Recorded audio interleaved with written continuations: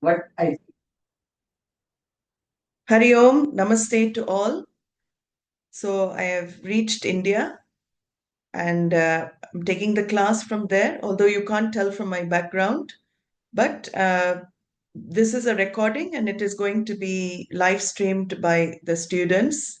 And please do take notes, and whatever questions or doubts you have with any of the classes, you can always write to me and we will address them in the Q&A if there is time, or I will address personally also. So let us begin our Gita session. Today there's no chanting of Gita Dhyanam. What I'll do is chant the first and final verses, and then we'll begin with the opening prayers. So we'll start with the first and final verses of Gita Dhyanam. Hari Om. ॐ पार्थाय प्रतिबोधितां भगवता नारायणेन स्वयं व्यासेन ग्रथितां पुराणमुनिना मध्ये महाभारतम् अद्वैतामृतवर्षिणीं भगवतीम् अष्टादशाध्यायिनीम् अम्ब त्वामनुसन्ददामि भगवद्गीते भवद्वेषिणीम् यं ब्रह्मा वरुणेन्द्ररुद्रमरुतः स्तुन्वन्ति दिव्यैस्तवैः वेदैः साङ्गपदक्रमोपनिषदैः गायन्ति यं सामगाः ध्यानावस्थिततत्कतेन मनसा पश्यन्ति यं योगिनः यस्यान्तं न विदुः सुरासुरगणाः देवाय तस्मै नमः यस्यान्तं न विदुः सुरासुरगणाः देवाय तस्मै नमः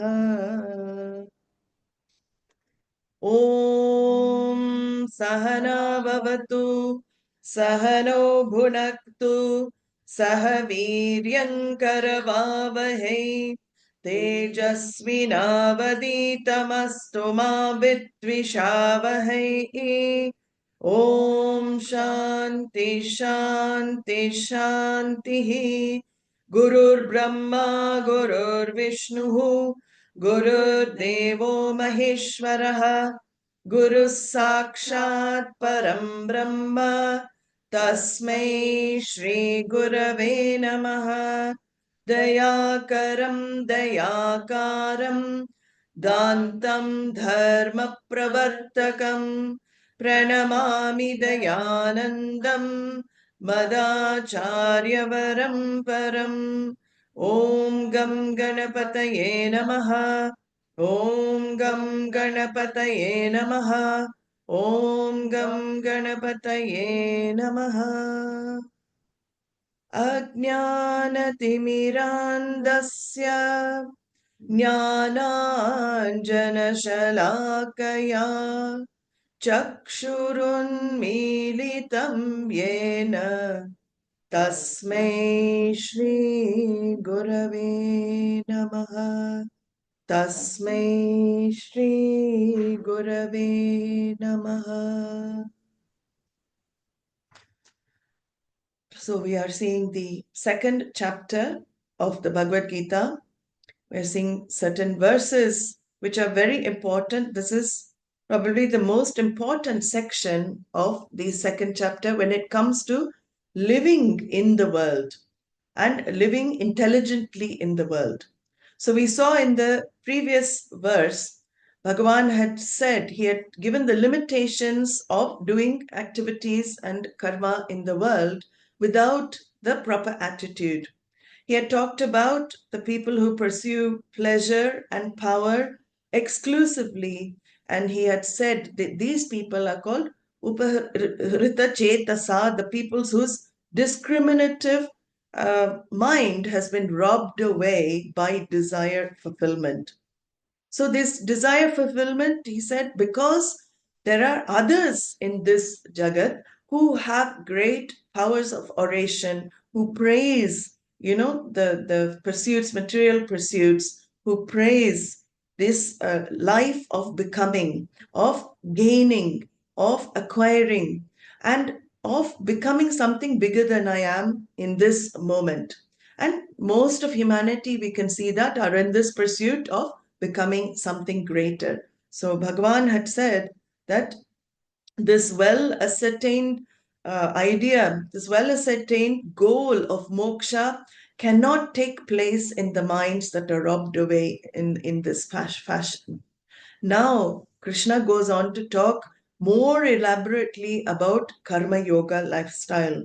How do I bring in this attitude of yoga into my day-to-day living? So he says in the 45th verse, त्रैगुण्यविषया वेदाः निस्त्रैगुण्यो भवार्जुन निर्द्वन्द्वो नित्यसत्त्वस्थः निर्योगक्षेम आत्मवान्.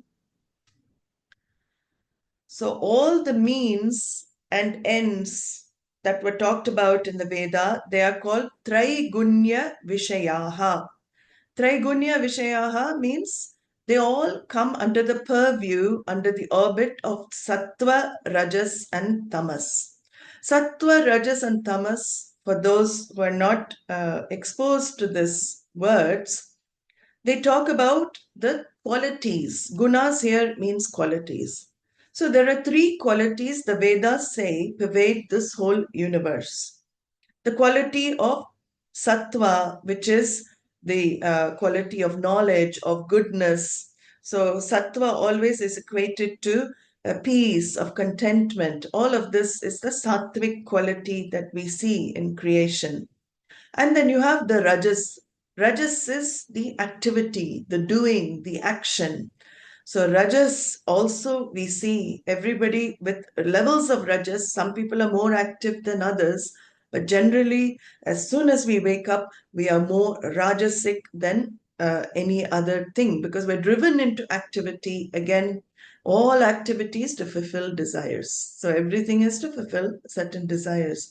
So you have sattva, rajas, and you have tamas. Tamas is the quality of inertia, lethargy, tiredness.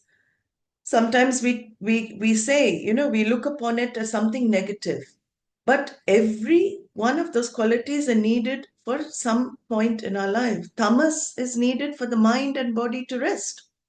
So mind without tamas, how will I go to sleep? How will I give the body rest? So tamas is also required. And what Bhagavan is saying here is that all the goals I pursue, dharma, artha, kama, the pursuit of dharma, which is living my life according to ethical norms, artha, the pursuit of security, kama, pursuit of pleasure, are all within the orbit of these three gunas, gunya vishayaha. And when they are in the orbit of the three gunas, they are limited. The ends are not limitless, they are limited. Because the ends are in time and they will vanish in time. So this is limited ends. But remembering the previous verse, Vyavasayatmika buddhihi, those people who know what I really want is moksha, they know that what I'm after is the limitless end. And these Traigunya Vishayaha, Bhagavan says, are limited ends. Will I find the limitless in the limited? No, it is not logical. So here Bhagavan is advising Arjuna and advising all of us, don't look for small means and ends. Go for that limitless end which will give fulfillment to all the ends.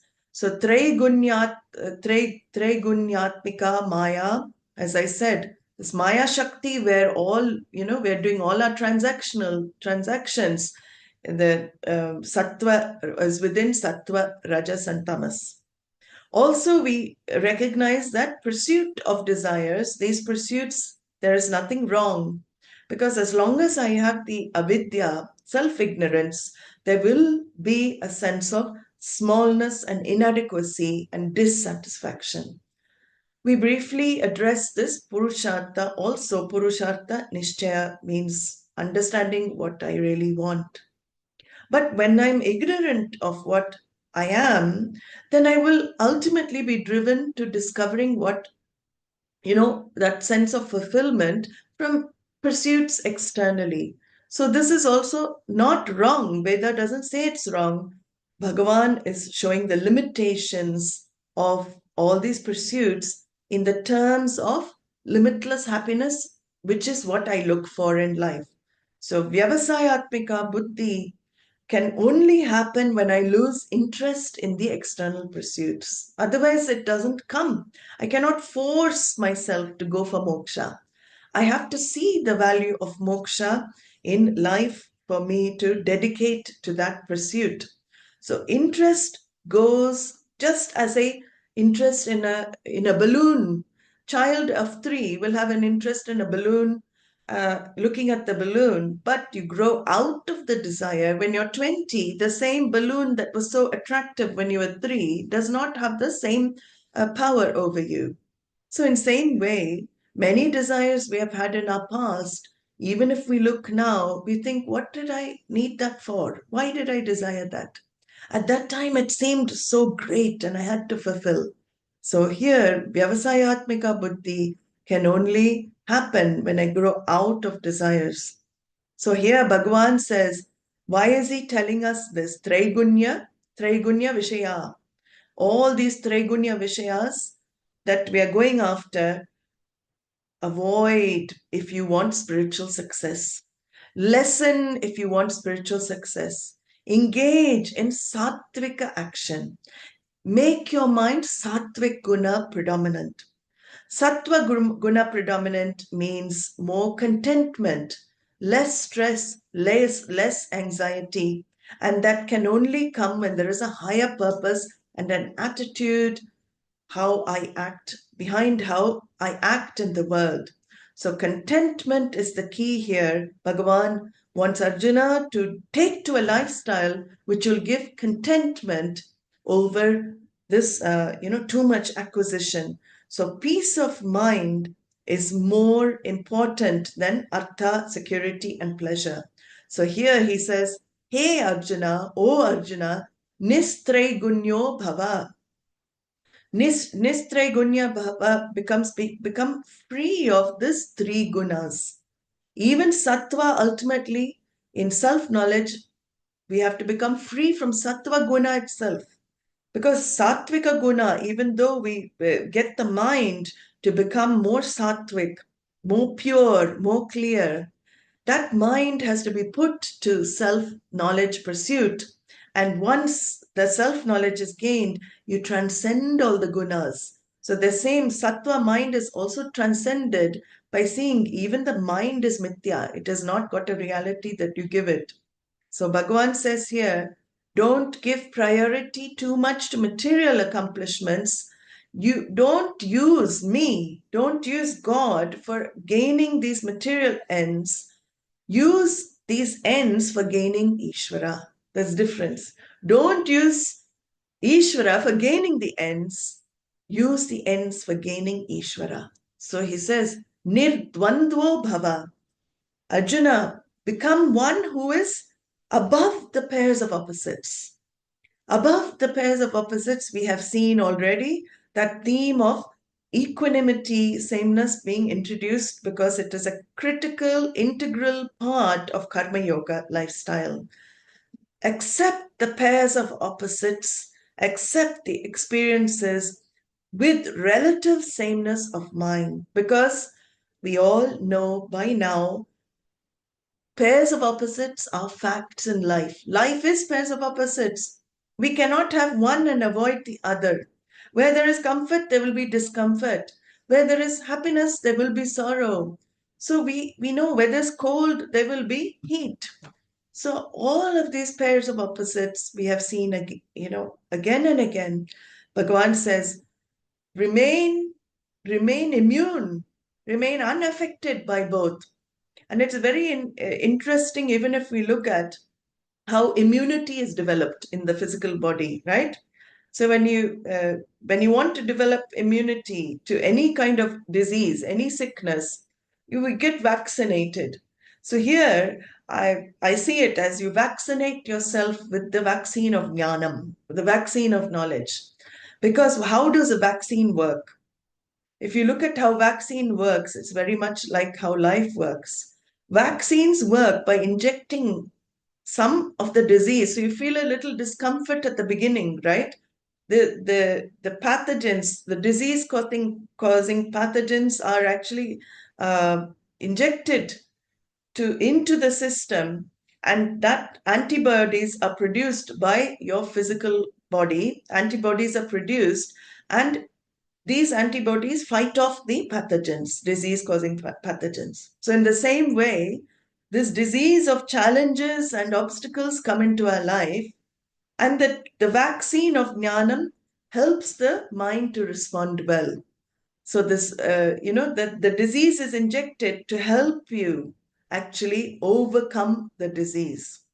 So this is how I develop mental immunity. I strengthen my mind. This is called Atma Balam in our Shastra. Without having the disease injected, I cannot respond properly and develop the capacity to ward off the illness. So in the same way, the life as well, all these challenges and all these pairs of opposites I'm bombarded by on a day-to-day basis are only to develop my mental immunity to life, mental immunity to situations that affect me. And Bhagavan says, Nitya Sattvastaha, may you maintain Sattva Guna, may you maintain that contentment, that gratitude. Sattva Guna, predominant mind, means I will always think of the positive. I will see the glass as half full, not half empty. That is called Sattva mind. Sattva mind is important, that attitude of gratitude. Also to teach patience in life. Sattva Guna helps you develop your patience in life, because I don't expect results immediately. Generally, when we do something, we want immediate results. That is human way of thinking. If I don't get it, then I'm always worrying, when will it come? Will it happen? Then I start worrying when it will come. Future worry is there. Sattva Guna, if I make my mind, I don't expect immediate results. So mind is the instrument for knowing the truth, and the instrument needs to be purified. That is what Bhagavan is saying here. There are three main obstacles to mental purity. The first one is mala. It is called mala. Mala means these anything that is triggered by our ragas, binding likes, dislikes. Malas infect the mind. Mala of kama, krodha, lobha, moha, mada, matsarya. We have these 6 enemies of the mind. I won't go through the whole list, but anger, greed, all of this is included. Delusion, pride. There are many, many qualities like this which are detrimental to our spiritual success. These are called mental impurities, mala. And generally, these are from root cause is the raga and dvesha. So malas are based in our binding likes and dislikes. And in our scriptures, this mala can be removed by bringing in this sattva guna, which is what the lifestyle that Bhagavan is going to teach us about. So mala is the main reason why karma yoga is introduced, to make the mind purified, to make the mind peaceful. There are some other impurities, but the main obstacle, mala, vikshepa, is also another one. The distraction of the mind, that mind's inability to stay with one thing, it is always going all over the place. That is called vikshepa. So that we will see in consequent chapters. Bhagavan will help us to address vikshepa. And avarana is the third obstacle, which is ignorance. And what we're doing now is removing ignorance and understanding our lives better. So that is taken care of with the study of Shastra. But we will see the other two later. We are seeing now how to live in the world, remaining relatively unaffected by the unpleasant and the challenging situations we have to face. So Bhagavan says, take to this nirguna, this Traigunya, you avoid. Take to this nisangaha, take to this lack of attachment to the results of action. He will continue to talk about this in the consequent verses, but become one who is beyond the pairs of opposite, one who is sattva guna predominant, and one who is beyond the three gunas. He uses one more word in this verse. He says, nir-yoga-kshema. And even if you think, people get worried, oh, if I reduce my material pursuit, what is going to happen for me? If I become, there was a question like that. Will it not be complacency if I learn to be content with what I have? There's still some fear there. What if I drop out of the rat race? What will become of me? Will I be able to earn a salary still? Will I still be able to work? Bhagavan says, Nir-yoga kshema. Not worried about securities in life. Don't worry about it. There is no problem with having your needs met in life because you have handed the reins of your life over to me. Bhagavan says, you've handed yoga kshema. He says in the 9th chapter, yoga kshemam pahamyaham. I will take care of all your needs. And whatever you want to retain, I will help you retain. Yoga means apraptasya praptihi in Sanskrit, acquiring the things that you want in life. Yoga apraptasya praptihi. Kshemaha means praptasya rakshanam. Whatever you already have, you want to protect. Bhagavan says, I will take care of what you already have and I will provide you with whatever you need. And he says here, Nir Yoga Kshema, you don't have to worry about anything. You just practice this lifestyle. All your needs will be taken care of. That worry about what will happen to me. When you hand over the reins to me, that worry will not be there because I will take care. Ishvara says himself, Bhagavan will take care. So we see now bhakti, devotion is also being introduced in this karma yoga lifestyle. Bhakti is an important tool for us. It is not the end in Vedanta, it is a tool, it is a practice. And here Krishna is introducing the lifestyle of karma yoga along with devotional attitude, devotional practice. And he says, if you live this way, you will become an Atmavan. Atmavan here means not Atma, but in Sanskrit is a suffix which means the one who possesses. So Atma, it doesn't mean one who possesses Atma because you already are Atma. So you have to understand Atma here means one who is a friend, to their mind. The mind is a friend to whom? Atmavan means you have become friends with your mind. It is more important to become a friend to your mind rather than master of the mind. Sometimes we say become mastermind, but sometimes mind does not like to be mastered.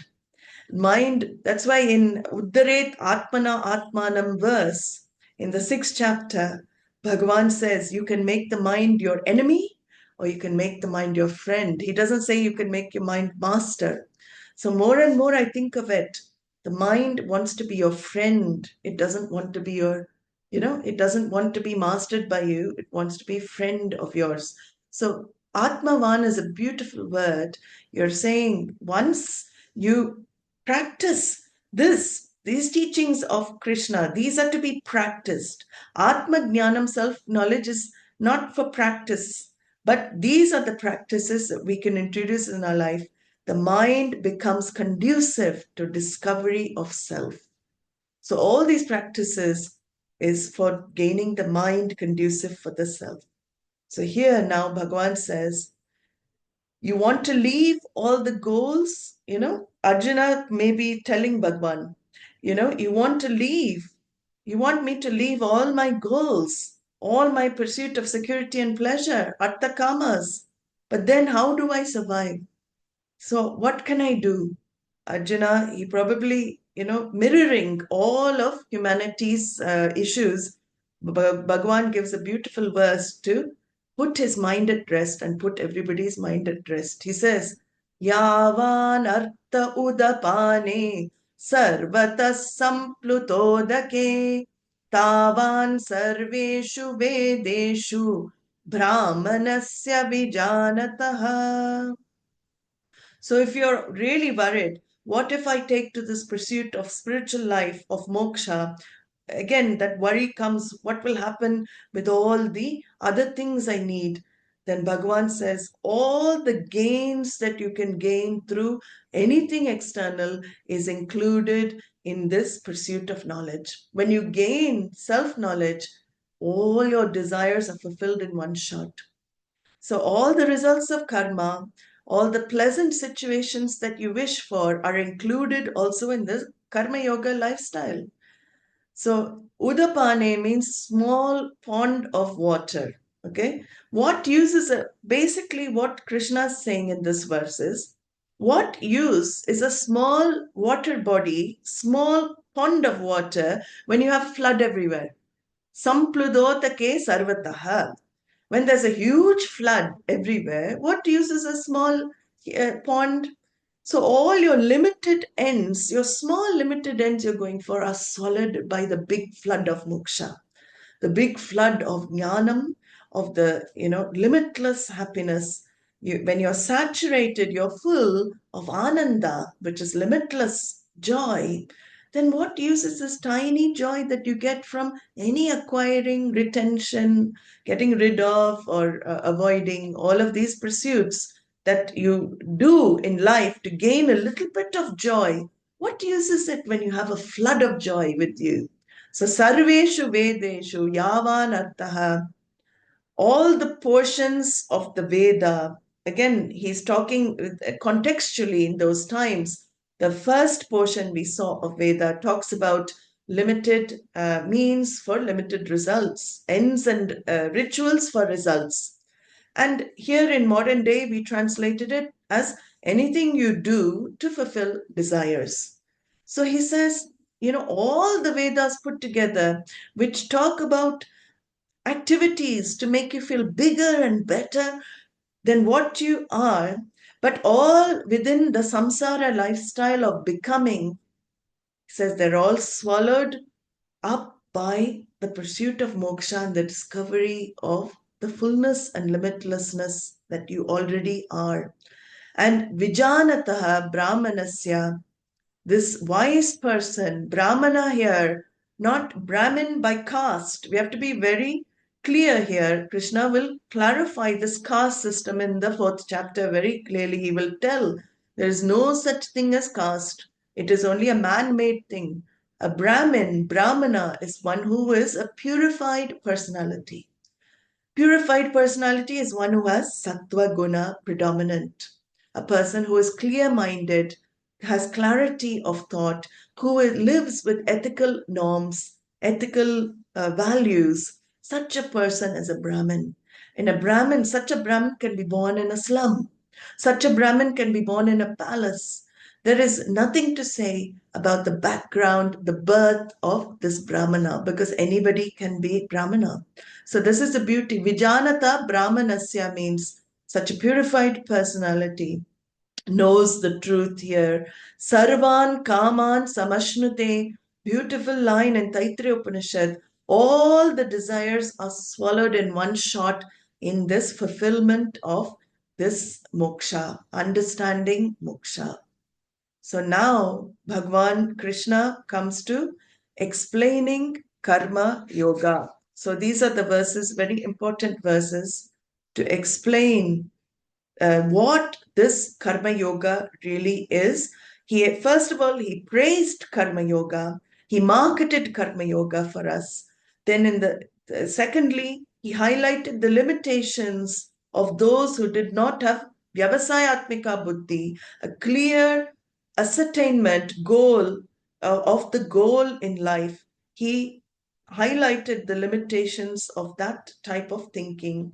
And thirdly, he showed that all the desires are fulfilled in one shot when one discovers moksha. So with the next 4 verses now of the second chapter, Krishna is going to talk up to verse 50 about the importance of Karma Yoga, what really is Karma Yoga. So the essence of this Karma Yoga lifestyle is given from 47th to the 50th verse. And Karma Yoga is defined by Krishna in relatively, in different verses he uses different words, but there are 2 components really in this Karma Yoga with reference to the phala. So the first is, how do I receive the results of action? How do I accept the situations that manifest? Results of action, we have to understand, if you understand the law of karma, as what manifests for me in my life. That is called result of action. So with reference to results, he uses one phrase in the 48th verse, Samatvam yoga uchyate.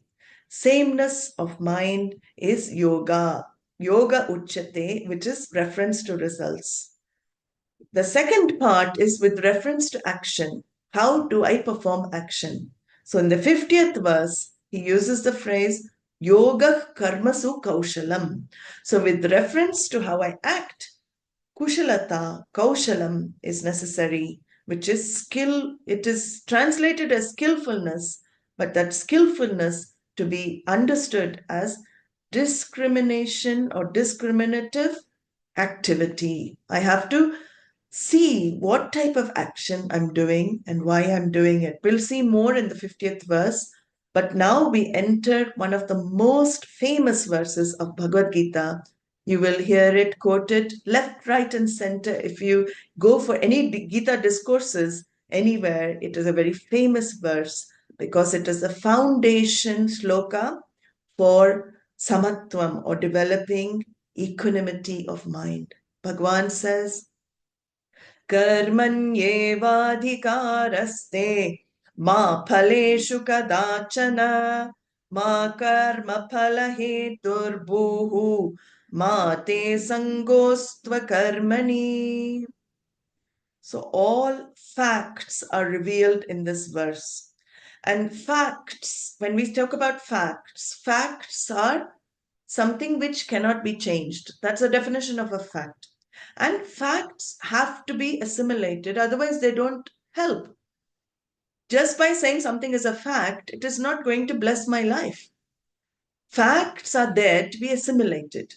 When facts are assimilated, then I discover peace. So here, this is a fact according to the Bhagavad Gita, what is revealed. What I have no choice over, what I cannot change is this fact. And what can I not change? Karmani vishaye te tava adhikaraha asti, which means what?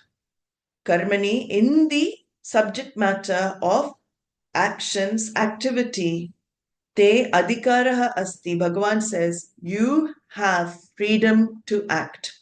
You have freedom over action. You are qualified to act. So what does he mean? He means there is a choice here. Kartum shakyam, you can choose to do an action. Akartum shakyam, you need not do the action. Or anyata va kartum shakyam, you can do the action differently.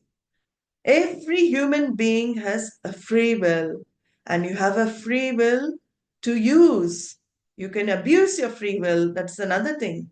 You can choose to do a certain action in life. Animals don't have choice. That is the difference, defining part between a human being and other beings. Human being is said to be the greatest manifestation. Jantunam narajanma durlabam. Amongst all the jantus, this birth as a human being is the greatest of all births because the gift of free will, of decision is given. So adhikaraha, Bhagavan says, you are qualified. You are qualified to act in life. Choice in over action means There is choice over goals. You can choose your goals in life. And the free will is the human being's unique power on the planet. It is a power of the human being to have this. So attitude over results of action are discussed in this verse. You cannot avoid acting in the world. You have to perform action. We cannot avoid activities. We cannot also avoid facing the consequences of our activities. That is also a law. So I cannot avoid action. The actions that I do according to the law of karma will produce the result. So I can choose what to do in my life, and my choice is always based on what? On what will make me happy. What will make me happy means what is in my mind in the form of likes and dislikes. Other people may have other ways of making them happy. What I pursue as a goal may not give happiness to somebody else, right? So our likes and dislikes vary. From mind to mind, likes and dislikes vary. But the pursuit of happiness is the same for everybody. Everything we do is for that. So karma, my activity, is based on my likes and dislikes. Bhagavan says, I choose like that. I have power to choose. But ma phaleshu kadachana, never at any time, kadachana, not in any time, past, present, and future, do you have choice over results. He is very clear. Very, very strong language. You see, Krishna always uses, because when he's drumming in the facts, he wants those to be assimilated. Why? Is he saying for his sake? He is not saying. Bhagavan is selflessly giving the teaching to help Arjuna, who represents the whole of mankind. If you follow this, accept this, assimilate this fact, I can relieve you of so much suffering. Ma phaleshu kadachana, you have no choice over the results. With regards to karma phalam, the fruits of action, the results of action, you don't decide, O Arjuna. You don't decide. So that's where you are choiceless. The first part of the verse said you have a choice. Now he's saying you are choiceless. You are not adhikaraha for this, because there are many factors that go to determine what happens to us in life, what we receive, what the results are. First factor is past karma. We have no idea of what karmic reaction is going to manifest at any time, at any moment. We have no idea of that. The second thing is hidden variables. In life, there are so many hidden variables. Like if I plant, if I do plant some crops, hidden variables are what? Weather patterns. I don't know. Suddenly it could be a flood, some cloud burst can happen. Anything can happen. Weather is there. Soil condition also matters on whether my crop comes up. So many factors are there. Whether I get the labor, everything, with anything in life. Farming is an example, planting the crops. Depending on all these factors, then the crop is decided, what kind of crop I get. So here Bhagavan says, the activities in life are like sowing seeds also. Don't take responsibility of deciding the results. It's a big headache. I have the headache. You don't worry. Bhagavan says, I am the one who has that headache. Why are you worried about it? I decide the results. So you don't take up responsibility because you don't have knowledge of so many factors. I have knowledge what action has been done by whom. Because all knowledge, Ishvara, all knowledge means I have the knowledge of who has acted more than the actions done by each. I know the attitude behind the action because I am karma dhyaksha. A karma dhyaksha means the presider over the actions in life. Presider. I know the actions. I am also karma phala data. Ishvara, the Lord is seen in a twofold role here as the one who presides over all activities, which means he witnesses the actions from where? From within. Each one in the heart of all is that pure Sakshi, that consciousness, the witness who witnesses the activity. So witnessing the activity means witnessing the attitude behind the activity also. You cannot escape. You may be able to show one thing externally, but Bhagavan knows the attitude behind that. So how has the action been done? With what attitude has it been done? Arjuna, you don't know that. Nobody else knows that. Only Bhagavan knows. So I can decide the results because I have the knowledge. And if you think you can decide the results, you will never choose to fail. All your results will be success, success, success, success, success all the time. Why? Because all you want as a human being is success, and you think that is going to make you happy. But it doesn't work like that, because what you think is going to make you ultimately happy is not what I think will make you ultimately happy. I am also after your happiness, Krishna is saying, but the way you are going about discovering happiness is not the correct way. I am here to teach you the correct way to discover happiness. So here, Bhagavan says, you have power to work hard in life. Put in the efforts. You can till the soil. You can plant the seeds and do the seed planting for your inner growth. That is Karma Yoga. Outer growth I will take care of. He's already told. Inner growth is your hands. It's in your hands. So if for inner growth, you make moksha your primary goal in life. That is the only way we can grow inwardly. Bad weather, good weather, all the conditions for the good crop is I will take care of. You don't even have to worry. And when, we don't even know. When you plant, may not even be in this janma that I manifest the phalam. But that is not in your hands.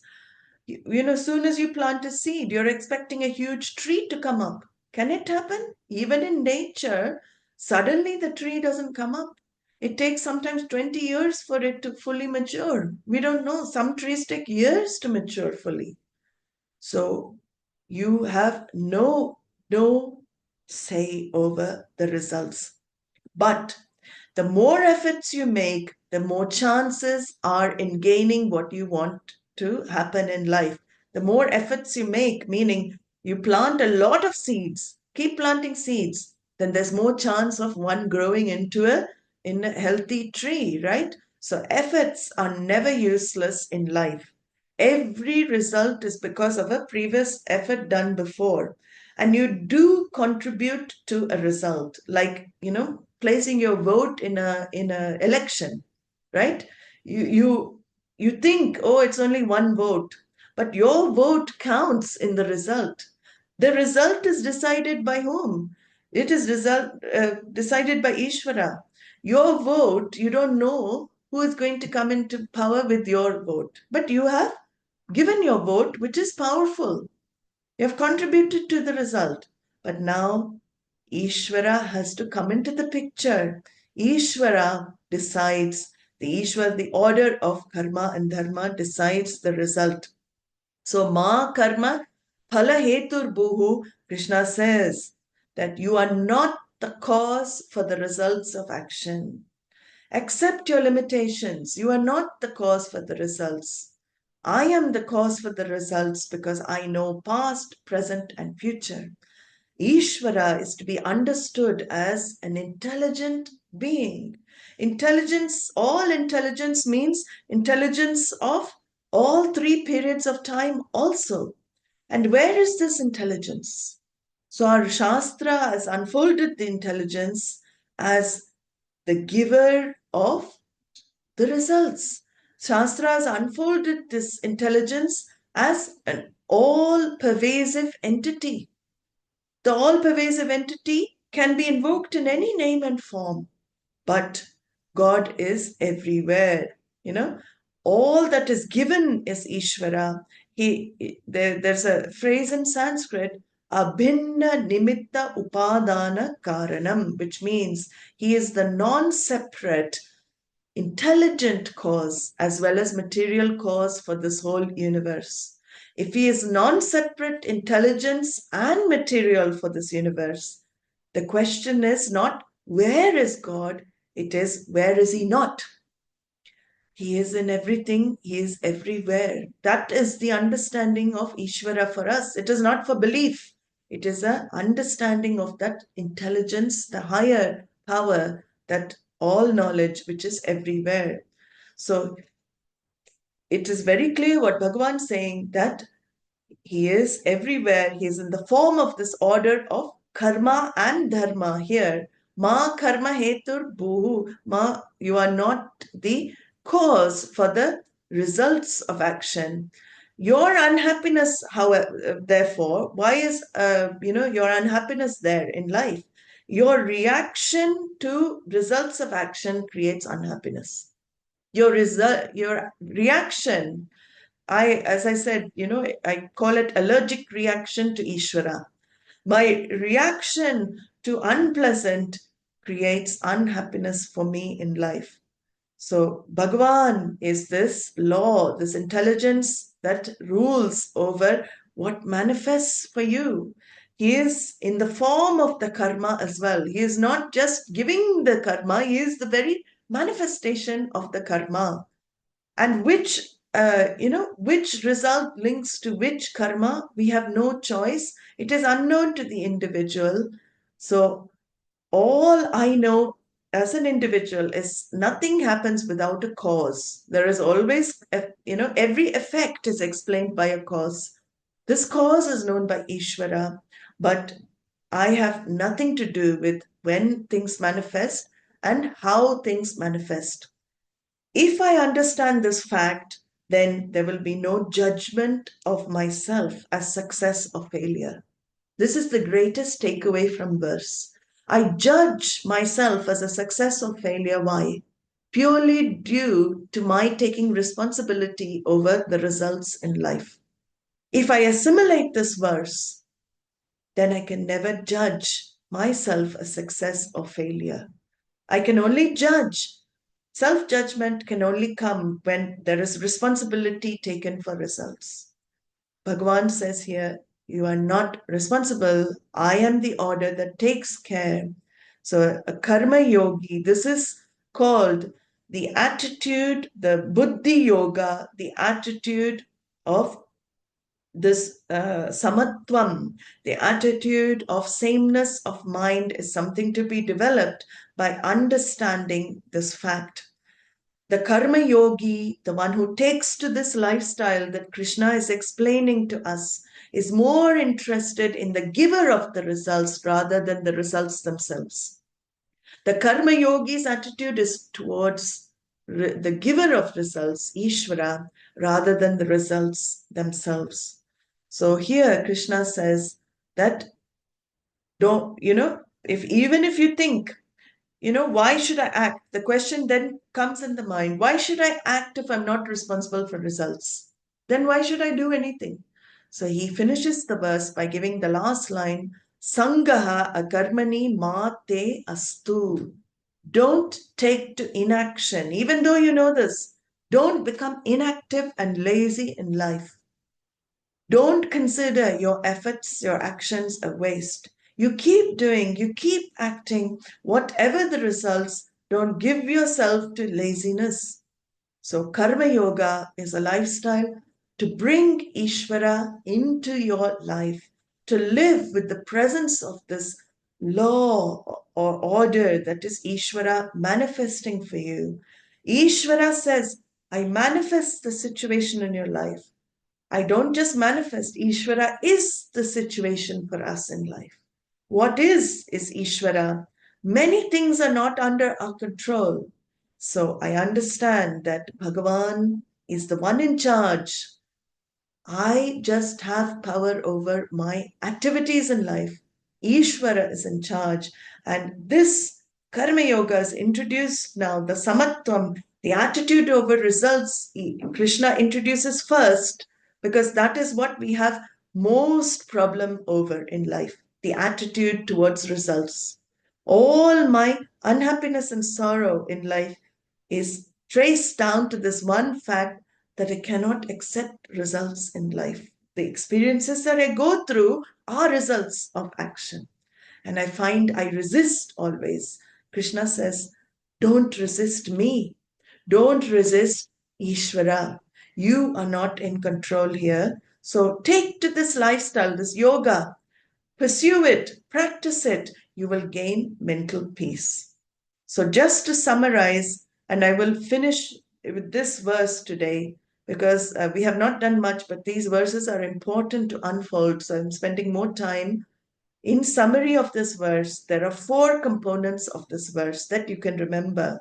First one is, your choice is in action alone. You have choice only over action.